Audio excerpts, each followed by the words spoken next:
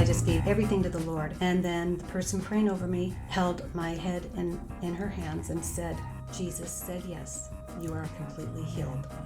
And I just started crying because I felt that, but she really said it to me.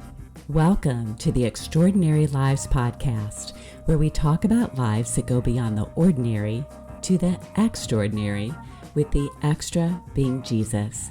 We'll be encouraged with amazing stories and helpful insights from the lives of ordinary people who have that extra, that supernatural difference that only Jesus can give.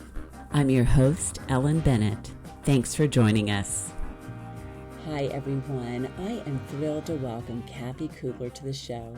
We first met because we became neighbors in 1992.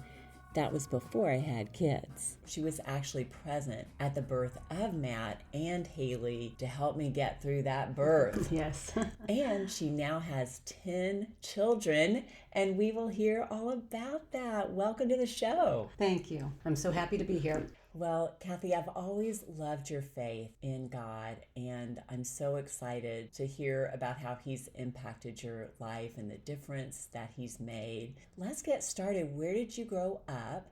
And tell us a little bit about your family. Well, I was born and raised in Oxnard, California, so I've lived in Southern California my whole life. My family was very faith-filled. There were 5 kids in the family, and we prayed together every night. We went to church every Sunday. I was given the gift of faith from the day I was born, which was beautiful. But then, you go to college and you're really on your own to embrace your faith. And as a freshman, I met this guy who was an atheist. Well, that was the first time I ever met an atheist. And he put weird thoughts in my mind. And I think that happens to a lot of college students when they go away and they don't have the safety net of their home and their family anymore, and even the friends they've grown up with. So anyway, I started questioning if there was a God, and that led me to talk to my older brother about it, and he's always been like a spiritual counselor to me. And he told me the one prayer you should say every day is, God, if you're there, let me know you. So I started to do that, and lo and behold, I found God again. That was really when my journey with Jesus started, I think. Because then I let him in. I gave up my free will, and every day I just say that prayer. And boy, when you ask Jesus to come in, he never lets you down. He definitely does. That. Yeah. So anyway, through college, I met my husband, and we got married in 1979. I got 2 teaching credentials, 1 in special ed, and a master's in educational psychology. And then, as you said, we have 10 children, and that people go, was that planned? I said, well, we didn't necessarily plan it. I wanted like 4 or 5, and my husband only has 1 sister, so he thought we'd have 2 or 3. But as we had more children, especially after the 4th, we decided God gave us these beautiful gifts. Wonder how many he wants to give us, and we just didn't use any birth control at that point. And then for 5 years, I didn't get pregnant, which was quite a surprise. But it was like God was showing me and my husband that we weren't totally in control. We're like, okay, well, now we'll have as many as God wants to give us. And all of a sudden, nothing was happening. We had 2 boys, 2 girls. And I kept thinking, wow, you really are in charge, aren't you, Lord? So then after the 5 years, we had 6 more. And he did show us that he wanted us to have more children. We tried different educational things with our kids as they were growing up. I wanted to share that because, homeschool's a big thing now. And we tried first private school, then homeschool. We tried some public school, charter schools. A couple of our kids even went to boarding schools. So we kind of tried them all out. And each child, we kind of individually chose what they wanted to do. Some homeschooled for a while, and then they wanted to go back to school for the dances and things like that. And then they'd come back home and say, I can learn so much better on my own independently. It was quite an interesting journey. So those 10 children, we have 2 doctors now, a teacher, a commercial real estate broker, a director of religious education, computer software engineer, a mechanical engineer, and the 3 youngest are still in school. Our youngest is a junior in college. We did raise our children with faith. My husband and I both felt that it was really important to put God first, and I think that's had a big impact on our kids. Oh, that's wonderful. Like I love your kids. Well, look at your kids. Can you imagine not raising them with Christ? No. In this crazy world, right? That's right. That's right. Yeah. So let's give everybody a shout out. You're married to Peter. Yes. And then in order, what are their names? Oh my goodness. You want the birth dates? So there's Jared and Christopher, Jessica, Sarah, Peter, Derek, Jenna, Tommy, Jimmy, and Anna. Yay. So there's a 21-year span between the oldest and the youngest. People always want to know how far apart are they, and the last 6 came pretty quickly because we had to set of twins. Yes. And it seemed like a lot of times the older kids helped out with the younger kids, and it just seemed like a very joyful home. Yeah. Well, thank you for that. I think a lot of that came from homeschooling and also our faith, that there's a purpose to our lives, and God as the center makes you feel like you want to be Christ-like and treat each other like Christ says to. He's in each of those people. Yes. So, yeah, our kids helped take care of each other a lot. We buddied them up. The older boys would take the younger boys in the shower, and they were in charge of the shower, getting their pajamas, getting them ready, saying their prayers. You know, just everything was their duty. And, I mean, they really loved it. As a matter of fact, all of our kids want to have a lot of kids. We have 15 grandkids now. Wow. That's fantastic. So, looking forward to a lot more. Yes. Yes. Yeah. So. Hey, and I need to give a shout out. Okay. We are expecting our first grandson. Yay. Thank you, Matt and Elizabeth, in February. Yeah. So, that's so exciting. Yes, it Change is. your life forever. Yes. Yes. I believe very strongly in miracles because I've had many happen in my life, and I think everybody does. I really do. You think of a miracle as, you're going to be zapped with something, but it's just the little miracles of driving down the road and you just barely had an accident. And I think if we open our eyes to that, we can see so many more things where Jesus is taking a major part in our lives, but we don't notice it because we're so busy and, just take things for granted, really. That's right. Yeah. And just to insert too that it's an interactive relationship. Absolutely. And we get to see him at work. That's right. Well, yeah. I'm excited to hear about some of these miracles. Okay. Well, the big one that I want to focus on is my whole life I was healthy. And then in 2009, I started having severe abdominal pain and a lot of complications. I was in and out of the hospital a lot, and the doctors found that I had Crohn's disease. I suffered a great deal from that. And I even had to, in 2010, I had to have a major surgery for that, but it didn't help much. So I had to have iron infusions. I had to have numerous blood transfusions over the years. I had to do infusions of Remicade and then shots of Humira. People who have health issues, they'll understand how difficult it is to constantly be going to the hospital. And it was hard because I was being pulled out of my house with all these kids. Yes. But I'm telling you, God always took care of those situations. My husband could either get off work or a friend or a relative would come in and take care of him. I mean, sometimes I was in the hospital for 2 or 3 weeks at a time, but they're God's kids first. I mean, I would just say, Lord, they're yours. I don't own them. You gave them to me as a gift passing through my life. So he really did come through. But anyway, I had the Crohn's disease. That was for several years. I had that going on. And then 2011, I noticed that my vision was changing, and I would look at the TV and half of it was not there. It was just blank or black. And I told my husband, something's really weird. It's like I can't see the whole picture. I only see the middle of it, like a tunnel vision. And I'd look at a book and the same thing. I'd close one eye and one side was blank, and I'd close the other side and the other side was blank. So I went to the doctor, the ophthalmologist, neuro-ophthalmologist, and they did a visual field study, and I had lost all of my peripheral vision all the way around, and that was quite scary. So then they said I had to have a brain MRI, and that's when they found that I had a brain tumor in the center of my brain. Wow. Yeah, it was very, very scary. Yes. Talk about praying.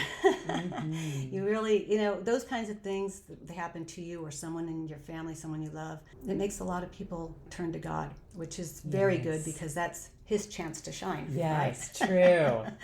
So anyway, they found that I had a tumor pressing on the optic nerve, and it was making it bowed like a rainbow. And they said if I didn't have brain surgery right away, I would go blind. So of course we scheduled that, and that was February of 2011. They couldn't get the whole tumor out because it was wrapped around the carotid artery in the center of the brain. And I just remember before the surgery, I was terrified. And I even asked the doctor the week before, could you give me something to calm me down? Because I don't think I can even get in the car to come in for the brain surgery. Wow. Because they said during the brain surgery, I could go blind, I could have a stroke, I could wake up and have to go to rehab, I could have, major complications. And the doctor said, no, I can't give you any medication before you, have the surgery. So I just prayed and prayed and surrendered it to the Lord. And this was my first little miracle that was quite obvious to me. I woke up the next morning with my suitcase and everything, and I was as calm as could be. Wow. That peace beyond all understanding. Oh my gosh, I felt like I was getting ready to go to Hawaii. I was just so happy and calm. And it wasn't just, I was numb or anything. I just felt like there was nothing to worry about. Wow. And even the doctors and nurses, when I got to the hospital, couldn't believe that I was so ready for this. And I saw that that was really the Holy Spirit holding me up and giving me confidence, and that I was in the best hands ever. I was going to be fine. So anyway, they couldn't get the whole tumor out. I had to have gamma knife surgery 4 months later, where they do mega radiation into your brain through these tiny little pinholes in this metal cap. And then every 6 months thereafter, I had to go in and have a brain MRI to just check on the tumor. And unfortunately, it was growing back, and it kept growing. Every year, it was getting bigger for the next 6 years, to the point that they said, okay, you're going to have surgery again. I was still going through the Crohn's and hospitalizations. I still had all the kids to raise. I just felt overwhelmed and despondent, just so upset. So I prayed and prayed and prayed and prayed. And I started feeling like if we ask, we'll receive. If we seek, we'll find. If we knock, the door will be opened. And I just started claiming that. I thought, Christ said that, and I'm going to hold on to that. Because he told us if we have faith, he can move mountains. If we have faith, he can do anything. Well, how do we have faith? You can't make yourself have faith. You ask God to give you that gift of faith. That's great. Yeah. Just like you can't make yourself love someone. That's also a gift. Yes. Yeah. So I just prayed and prayed. And lo and behold, I heard about a healing service that was in Encinitas. And I thought, this is it. God's going to give me my miracle. So I went to the healing service, and they laid hands on me and prayed for me, and I felt this warmth and joy and just, again, this feeling of like an ecstasy in Christ of just, that I have nothing to worry about. If I were to die that day, I was just fine with it. So I just gave everything to the Lord. And then the person praying over me held my head in her hands and said, Jesus said yes, you are completely healed. Wow. And I just started crying because I felt that, but she really said it to me. Wow. Yeah. So 10 days later, I had the brain MRI because, they were trying to schedule surgery, and the neurosurgeon came in, and my husband was sitting there, and he had an associate with him, and they just go, okay, this is unbelievable. And he put up on the screen, he says, your tumor has completely disappeared. Wow. At this time, it was about the size of a golf ball. It had just been tiny at first, and it kept growing and was wrapped around the 2 arteries in the brain, so it had gotten very dangerous. But it was gone. And he put up on the screen the previous MRI that showed it really large, and he said, it's gone. I just started screaming, it's a miracle, it's a miracle. I started yelling, I'm so excited, and we have proof of that. I have that documented proof that it was there, and all those years growing and measured, and then all of a sudden it was just gone. Wow. So, of course we called all our kids right away. They're like, are you sure? Right. Everyone has doubts, even when you see it yourself. Oh, yes. So that was such a wonderful miracle. And then the other part of that miracle is that for several months, I wasn't going in the hospital. I just all of a sudden wasn't having intestinal pain or bleeding or anything. I felt healthy. I felt so great. And I said to Peter, I'm not having any symptoms. I'm not, having to go to the hospital, or you rush me to the emergency room and with obstructions. And that went on. And I said, you know what? I was completely healed of Crohn's at that same moment. And since then, I've had no symptoms. I haven't been hospitalized since then. That just ended right then and there as well. So that was April 22nd, 2017, that miracle happened. Wow. Thank you, Lord. Yes. So I thank him exciting. every day. I feel like I don't thank him enough because I take things for granted. Yeah, well, you know, miracles are always happening. We just don't seem to notice them. I mean, since these big ones happened for me, it really opened my eyes to start looking for the miracles that happen to me, for me, and to those I love. We just need to notice them. We need to take the time to look at what God does for us. And a lot of times there's a coincidence, and we go, oh my gosh, how did that happen, you know? And if we stop and think about it, it's not a coincidence, it's a God incident that, you know, this happened because of God's intervention or providing, you know, someone to show up at just the right time to help you in a, you know, dangerous situation, just all of those things. And if we start looking for those, we're going to find them, because the Lord wants us to find them, and he wants us to thank him and love him more. And he's nothing but love and mercy. He's always there for us. So I just call them things like he's tapping me on the shoulder. I use that with my kids all the time, that he's just always there, and they'll go, wow, that's really cool, this or that happened. And I'll say, well, that's Jesus tapping you on the shoulder, so that you see him and you praise him and you love him more. Yes, and it's such a relationship. He wants our best. He's for us, not against us. My sister-in-law, Steve's sister and husband, with their family, have started a Google Doc that is a God incident log, where they kind of wink this was a coincidence, but really it was from God. And last week I mentioned how my husband and I were backpacking, and he hit his head and was bleeding, and that night there was an EMT at the campsite. So we definitely saw God at work in his care for us, and we're just so grateful. Yes. That's beautiful. So I know what you mean, and what a great point to just be on the lookout for those, to expect God to be intervening in our lives. Right. That's our faith journey, is to have faith that he is, and also to see it and share it with others. You know, this is what we're here for, to bring others to Christ, and for us to grow closer to Christ through this life we live in. So I think the main thing that I want to share is really asking God for the gift of faith. I know that that's what I did, and then I started seeing God more, and he started giving me the gift of faith. So it's very important to let go of our selfishness, or maybe just ignorance, and just say, Lord, if you're there, let me know you. Come into my life. Give me more faith. Ask for those things.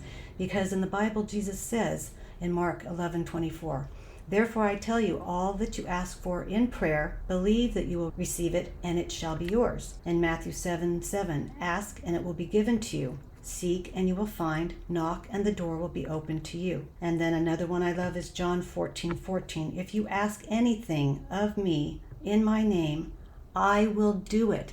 That's Jesus speaking. Those are his words, and Jesus doesn't lie. He is truth and full of truth. He's truth itself. So we have to claim those and just hold on to those, and many, many more from the Bible that can change your life. Yes, that reminds me of the verse in Psalms, delight yourself in the Lord, and he will give you the desires of your heart.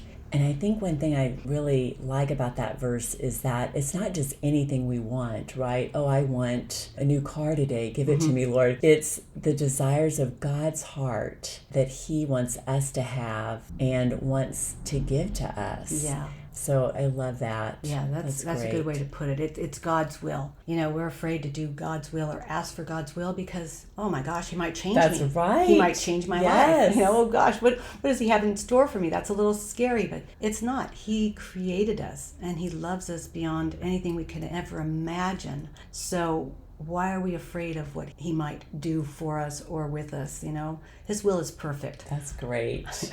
I think I need to be reminded of that daily, because we all do. You know, I know he's loving, he loves me, but yet you do have to get past some of those fears and anxieties that are not true about God.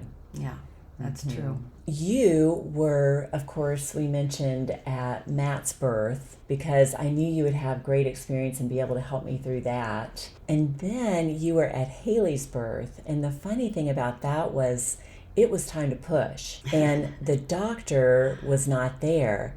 And you just came over to me and whispered in my ear, you just go ahead and push. Because you knew that if I was pushing, a doctor would have to come running in. Someone was going to catch that baby. Right. And once it's time to push, you got to push. That's right. Not just for you, but for the baby. Yes. I mean, there's, a lack of oxygen if you're waiting too long, and you were ready to go. And, sometimes the doctor's taking his time, but. Yes. So I so appreciated that, and that you were there both times. Well, it was my pleasure. It was just amazing to be on the other side of a birth. Yes. Yes. It was so beautiful to see a new life come into the world. Yes. I also wanted to ask you about the birth of the twins. Okay. So with the twins, they were born with some complications that you weren't expecting. And what I remember is your faith and your love for those twins. And you really were an example to the doctors and the staff that were around at that time. Do you mind telling us a little bit about that and how they're doing now? They're doing great. They were our 8th and 9th children. And, you think everything's going to be fine. You worry a little bit like, okay, I hope this is an easy birth and everything. But we had learned when I was 20 weeks pregnant that they both had cleft lip and cleft palate. And it was so painful to find out that they had what they called a birth defect. That's what the doctor kept saying. It's a birth defect. And I was just like, oh my gosh, that sounds horrible. And every single day during that pregnancy, I would just get this sad feeling inside of what they'd have to deal with. We researched everything, my husband and I. They'd have 8 specialists, the ear, nose, throat specialist, the speech therapist, the surgeries they'd have to have as babies, and then at a year-old, and then again at 10-year-old. It was overwhelming. Looking back, I think there's so many times that we shouldn't know things about our baby that's prenatal information, because there's nothing you can do about many things, such as this. Now there's others like spina bifida that they can intervene and help the baby. So certain ones, but I don't know, it was like, I wish I hadn't known that. And I was grateful to God that we didn't know that the twins also had Down syndrome. Both of them. They're identical twins with Down syndrome.